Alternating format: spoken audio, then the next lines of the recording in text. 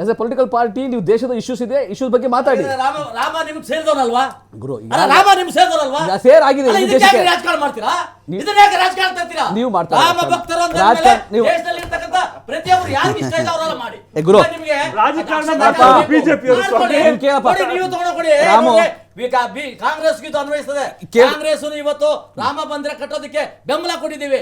ನಾವು ರಾಮ ಮಂದಿರ ನಮ್ದು ಅಂತ ಹೇಳಿ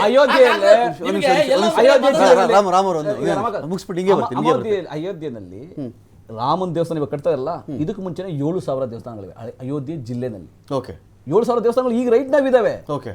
ಸ್ವತಃ ರಾಮನೇ ಶಿವಭಕ್ತ, ಸ್ವತಃ ರಾಮನೇ ಲಿಂಗದ ಮುಂದೆ ಕೂತ್ಕೊಂಡು ಪೂಜೆ ಮಾಡ್ತಿದ್ದ ರಾಮನ ಕಾಲದಲ್ಲಿ. ನಾನು ಶಿವಭಕ್ತ, ನಾನು ಕೇಳಿಸ್ಕೊಳ್ದೆ, ಅದೇ ಕೇಳಪ್ಪ, ಪೂಜೆ ಮಾಡಬಾರ್ದು. ನಾನು ಮಾಡ್ತೀನಿ, ಮಾಡಿ. ಅದು ಯಾಕೆ ನೀವು ಕಟ್ಟೋದಕ್ಕೆ ಬೇಡ ಅಂದ್ರ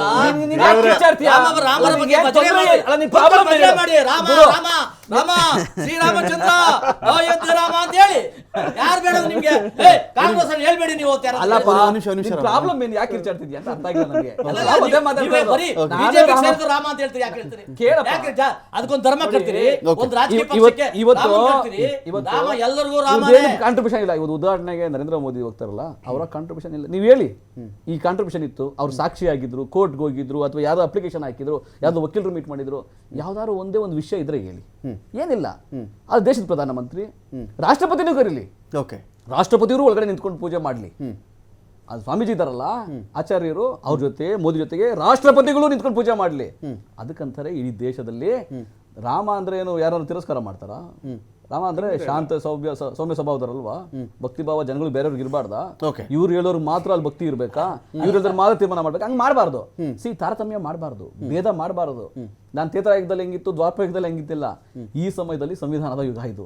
ಈ ಸಂವಿಧಾನದ ಯುಗದಲ್ಲಿ, ಪ್ರಜಾಪ್ರಭುತ್ವ ಯುಗದಲ್ಲಿ ಏನಾದ್ರು ಬದಲಾವಣೆ ಆಗಿಲ್ಲ, ಅಳೆದಿದೆ ಅಂದ್ರೆ ಅದನ್ನೇ ಹೊತ್ಕೊಂಡು ಹೋಗ್ಬಾರ್ದು. ಮುಂದಕ್ಕೆ ಎಲ್ಲರನ್ನೂ ಒಟ್ಟಿಗೆ ತೆಗೆದುಕೊಂಡು ಹೋಗುವಂತ ಕಾಲ ಇದಿದೆ. ಸೌಹಾರ್ದತೆಯನ್ನು ಸೃಷ್ಟಿ ಮಾಡೋದ ಕಾಲ, ಶಾಂತಿ ಸುವ್ಯವಸ್ಥೆ ಕಾಪಾಡೋ ಕಾಲ ಇದಿದೆ. ಆ ರೀತಿಯಾಗಿ ಹೋಗಬೇಕು. ಬರ್ತು ಬಿಜೆಪಿ ರಾಜಕೀಯಕ್ಕೋಸ್ಕರ ಜಾಸ್ತಿ ಆಗಿ ಈಗ ಈ ಇನ್ವಿಟೇಷನ್ ಬಗ್ಗೆ ಇನ್ವಿಟೇಷನ್ ಬಗ್ಗೆ ಒಂದು ಮಾತು. ಈಗ ರಾಮನ ಭಕ್ತ ನಾನು ಹೌದು ಅಲ್ಲ ಅಂತ ಹೇಳೋದಕ್ಕೆ ನಾವು ರಾಮಾಯಣದಲ್ಲಿ ಓದಿದ ಪ್ರಕಾರವಾಗಿ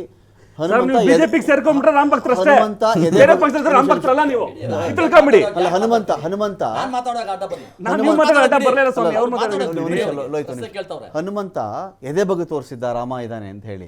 ಈಗ ಒಂದು ಇನ್ವಿಟೇಷನ್ ಅಂತ ವಿಚಾರ ಬಂದಾಗ ಒಂದು ಚರ್ಚೆ ಬಂತು, ರಾಮ ಭಕ್ತರು ಯಾರಿಗೋ ಅವ್ರನ್ನ ಮಾತ್ರ ನಾವು ಕರೆಯೋದು ಅಂತ. ಹೌದು, ರಾಮ ಭಕ್ತರು. ಈಗ ರಾಮ ಭಕ್ತರು ಅಂತ ಈ ಕಂಡುಹಿಡಿಯೋದು ಹೇಗೆ ಅಂತ ಐಡೆಂಟಿಫೈ ಮಾಡೋದು. ರಾಮ ಭಕ್ತ ಇವನಲ್ಲ, ನಾವು ಕಂಡುಹಿಡಿದು ಇನ್ವಿಟೇಷನ್ ಈ ಅಡ್ರೆಸ್ ಕಳಿಸೋದು ಹೇಗೆ, ಅಡ್ರೆಸ್ ಕಳಿಸ್ತಿರೋದು ಹೇಗೆ ಅಂತ ನನ್ನ ಪ್ರಶ್ನೆ. ಈಗಾಗಲೇ ಕಾಂಗ್ರೆಸ್ನವರು, ಆಮ್ ಆದ್ಮಿಯವರು ಹೇಳ್ತಾ ಇದ್ದಾರೆ, ರಾಮ ಭಕ್ತ ರಾಮನನ್ನ ಒಂದು ಪಕ್ಷಕ್ಕೆ ಸೇರಿಸ್ಕೊಂಡ್ಬಿಟ್ಟಿದ್ದಾರೆ ಅಂತ. ಅಯ್ಯ, ನೀವೇ ಮಾಡ್ರಪ್ಪ. ನೀವು ನಾಳೆ ಬೆಳಗ್ಗೆ ಅಕ್ಷತೆ ಕಾಲ ರೆಡಿ ಮಾಡ್ಕೊಂಡು ನೀವು ಮಾಡೋ ತಪ್ಪು ದೇಶಕ್ಕೆ ನಾವು ಮಾಡ್ಬೇಕಂತಿದ್ದೀರಾ? ನೋಡಿ, ನೀವು ಸ್ವಲ್ಪ ಕೇಳಿಸ್ಕೊಳ್ಳಿ. ಇವತ್ತು ರಾಮ ಭಕ್ತ ಬರೀ ಬಿಜೆಪಿ ಯಾಕೆ ಮಾಡಬೇಕು? ಕಾಂಗ್ರೆಸ್ ಅವರು ನಾಳೆ ಬೆಳಗ್ಗೆ ಅಕ್ಷತೆ ಕಾಲನ ಡಿ ಕೆ ಶಿವಕುಮಾರ್ಗೆ ಹೇಳಿ, ಸಿದ್ದರಾಮಯ್ಯವ್ರಿಗೆ ಹೇಳಿ, ಸ್ವಾಮಿ ನಾವು ಅಕ್ಷತೆ ಕಾಲನ ಕೊಡೋಣ, ನಾವು ಬಿಜೆಪಿಗೆ ರಾಮ ಮಂದಿರನ ಬೆಂಬಲಿಸೋಣ, ಕಾಂಗ್ರೆಸ್ ರಾಮ ಮಂದಿರ ಮಾಡ್ಕೊಂಡ್ಬಿಡೋಣ ಅಂತ ಹೇಳಿ. ಯಾಕೆ ಹೇಳಕ್ಕಾಗಲ್ಲ? ನೀವು ಯಾಕೆ ನಾಚಿಕೆ ಪಡ್ಕೊಂತ ಇದ್ದೀರಿ? ಎಲ್ಲಿ ಓಟ್ ಬರಲ್ಲ ಅಂತಾನಾ?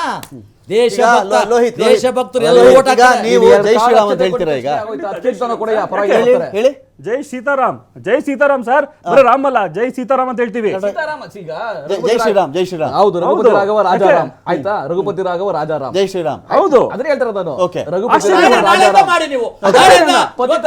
ಸೀತಾರಾಮ್ ನಾವೆಲ್ಲ ಇಲ್ಲಿ ಭಜನೆ ನೀವೇ ಕೊಡಿ. ನೀವು ರಾಮ ನೀವು ದೇಶಕ್ಕೆ ಸೇರಿದಂತ ನನಗೆ ಪ್ರಶ್ನೆ ಕೇಳಿದ್ದಾರೆ, ನಾನು ಹೇಳ್ತಾ ಇದ್ದೀನಿ. ನಿಮಗೆ ರಾಮನ ಮೇಲೆ ಪ್ರೀತಿ ಇದ್ರೆ, ರಾಮ ಭಕ್ತರಾಗಿದ್ರೆ ನೀವು ನಾಳೆ ಹೋಗಿ, ನಾಳೆ ಹೋಗಿ ಬರ ಕೇಳು. ಮೋದಿನೂ ಇಲ್ಲಿ ಬರ ಕೇಳು. ಮೋದಿ ಜೊತೆಯಲ್ಲಿ ನಾವಿದ್ದೀವಿ, ನಾವು ಭಕ್ತರಿದ್ದೀವಿ, ರಾಮ ಭಕ್ತರು ನಾವಿದ್ದೀವಿ. ಮೋದಿನೇ ಬಂದ್ಕೊಳ್ಳಿ ನೀವು ಹೇಳ್ದಾಗ ಇವತ್ತು ನಾಳೆ ಎಷ್ಟೇ ವ್ಯಂಗ್ಯವಾಗಿ ಮಾತಾಡಿ, ನೀವೇನೇ ಮಾಡಿದ್ರು ಹಾಕಿದ್ರು. ಕೇಳ್ರಿ. ನಾವು ಇಲ್ಲಿ ಶಾಂತಿಯನ್ನ ಬಿಟ್ಟು ಪರ್ಸನಲ್ ಬೇಡ ಹೋಗೋದು ಪರ್ಸನಲ್ ಬೇಡ personal ರಾಮ್ ಬೇಡ. ಈಗ ನಾವಿಲ್ಲಿ ಕೂತಿರೋರು ವಾನರರಲ್ಲ. ನಾವೆಲ್ಲ ಇಲ್ಲಿ ಕೂತಿರೋರು ವಾನರರಲ್ಲ. ನಾವು ಸಭ್ಯಲಾಗಿ ಮಾತಾಡ್ಬೇಕು, ನಾವು ಕಿರ್ಚಾಡಬಾರ್ದು. ನೀವು ಆಂಜನೇಯನಲ್ವಾ? ನನ್ನ ಸೇರಿ ಹೇಳ್ತಾರ ನಾನು ನೀವು ಆಂಜನೇಯ ಅಲ್ವಾ? ನಾನು ಆಂಜನೇಯನಲ್ಲ, ಅಲ್ಲ, ರಾಮನ್ ಭಕ್ತ ಆಂಜನೇಯ ಅಲ್ವಾ ನಾನು ನೀವು? ನಟರಾಜ್ ಅಷ್ಟೇ. ವಾನರ ಅಂತ ಯಾಕೆ ನಾನು ಹೇಳ್ತೀರಿ? ನಟರಾಜ್ ಗೌಡ. ವಾನರ ಸರಿ, ಅಂತ ಕೇಳಿ ಏನ್ ಏನು? ಗೊತ್ತಾ, ಆಯ್ತು, ನಾವಿಲ್ಲಿ ಇರಿ, ನಾವಿಲ್ಲಿ ಏನ್ ಇರಿ, ಮಾಡ್ಬೇಕು, ಇರಿ, see, ಇಲ್ಲಿ ಏನ್ ಮಾಡ್ಬೇಕಾಗಿದೆ ನಾವು ಅಂದ್ರೆ ಜಾಸ್ತಿ ಯಾವ ಇದ್ರ ಮೇಲೆ ರಾಜಕಾರಣ ಅಲ್ಲ, ಸಂಪೂರ್ಣ ಇದ್ರ ಮೇಲೆ ರಾಜಕಾರಣ ಅಲ್ಲ. ಅಲ್ಲಿ ಒಂದು ದಿನ ಪೂಜೆ ಆಗುತ್ತೆ, ದೇಶದವರೆಲ್ಲರೂ ಪೂಜೆ ಮಾಡ್ತಾ ಇದ್ದಾರೆ, ಅದು ಅವತ್ತು ಏನೋ ಪ್ರತಿಷ್ಠಾನ ಆಗುತ್ತೆ, ಇನ್ನು ದೇವಸ್ಥಾನ ಕಂಪ್ಲೀಟ್ ಆಗಬೇಕಾಗಿದೆ, ಒಂದು ವರ್ಷ ಬೇಕಂತೆ, ಅದು ಅದ ನಂತರ ಆಗಲಿ. ಆದರೆ ಇವತ್ತು ಚುನಾವಣೆಗೆ ಮುಂಚೆ ಯಾಕೆ ತಾರಾತುರಿ ಮಾಡ್ತಿದ್ದೀರಿ ಅದೆಲ್ಲ ಚರ್ಚೆಗಳು ನಂತರದ ಮಾಡೋಣ. ಆದರೆ ಇವತ್ತು ಏನಾಗಿದೆ ಅಂದರೆ ಇದೊಂದೇ ವಿಷಯ ಇಟ್ಕೊಂಡು ಬೇರೆ ಎಲ್ಲ ವಿಷಯಗಳನ್ನ ನೀವು ಮರೆಸಬೇಡಿ. ಓಕೆ, ಇವತ್ತು ದೇಶದಲ್ಲಿ ಭಾಳ ವಿಷಯಸ್ ಇದೆ. ನೀವು ಹೆಂಗೆ ಇದ್ರ ಮೇಲೆ ಆಸಕ್ತಿ ತೆಗೆದುಕೊಂಡಿದ್ದೀರೋ ಅದೇ ಆಸಕ್ತಿನ ಮಣಿಪುರದ ಮೇಲೂ ತಗೊಳ್ಳಿ. ಓಕೆ, ಅದೇ ಆಸಕ್ತಿನ ನಿರುದ್ಯೋಗ ಇದೆಯಲ್ಲ, ಪ್ರಮಾಣ ಇದೆಯಲ್ಲ, 3 ವರ್ಷದಲ್ಲಿ 25,000 ಜನ ಆತ್ಮಹತ್ಯೆ ಮಾಡೋದು. 25,000 ಜನ ಆತ್ಮಹತ್ಯೆ ಮಾಡೋದು. ಮನುಷ್ಯರ ಬೆಲೆಗೆ ಇಲ್ವಾ, ಜೀವಕ್ಕೆ ಬೆಲೆ ಇಲ್ವಾ? ಓಕೆ, ಇವತ್ತು ಅಯೋಧ್ಯೆ ರಾಮನ ಬಗ್ಗೆ ಮಾತಾಡ್ರಿ. ಇರಪ್ಪ. ಅಯೋಧ್ಯೆ ರಾಮನ ಬಗ್ಗೆ, ಅಕ್ಷತೆ ಕಾಳ ಬಗ್ಗೆ ನೀವು ಏನ್ ಮಾತಾಡಿದ್ರಿ ಅದಕ್ಕೆ ಬದ್ಧವಾಗಿದೆ. ಅದಾಯ್ತು, ಅದಾಯ್ತು. ಆ ವಿಷಯ ಆಯ್ತು. ಎಲ್ಲರೂ ಇದು ಅದ್ರ ಬಗ್ಗೆನೂ ಮಾತಾಡ್ಬೇಕು. ಯಾವ ಅಂಕಿಅಂಶ ಇದೆ ನಿಮ್ಮ ಹತ್ರ? ಅದ್ರ ಬಗ್ಗೆನೂ ಸುಳ್ಳು ಹೇಳಕ್ಕೆ ಅದು ತಿಳಿದಿ ಬೇಡವಾ? ಕಾಂಗ್ರೆಸ್ ಅವರು ಬರೀ ಸುಳ್ಳು ಹೇಳದನ ನಿಮ್ಮ ಕೆಲಸ. ಇತಿಮಿತಿ ನಾನು ವಾಟ್ಸ್ಆಪ್ ಇತಿಮಿತಿ ಮೀರಿ ನೀವು ಶಾಖೆಯಿಂದ ಬಂದ ಭಕ್ತ ಅಲ್ಲ. 25,000 ಜನ ಆತ್ಮಹತ್ಯೆ ಮಾಡ್ಕೊಂಡ್ರು. ಎಲ್ಲಿ ತೋರಿಸಿ?